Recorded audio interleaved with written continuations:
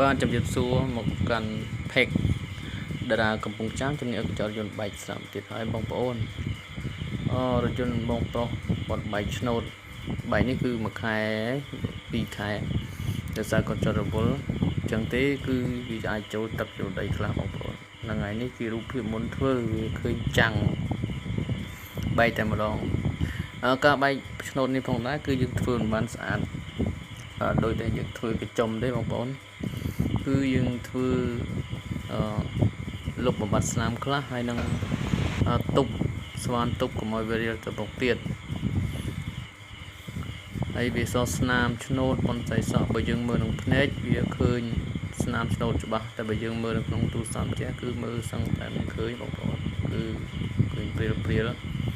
តែបើមើលនឹងភ្នែកគឺថាឃើញឆ្នោតតែម្ដងហ្នឹងហើយអរគុណបងប្អូនសម្រាប់ការតាមដានវីដេអូយើងខ្ញុំបើមានចំណាប់អារម្មណ៍អាចតាក់ទងតាមរយៈលេខទូរស័ព្ទនៅខាងលើអេក្រង់ស្រាប់និងលេខ Telegram 09722226អរគុណច្រើនសម្រាប់ការតាមដាន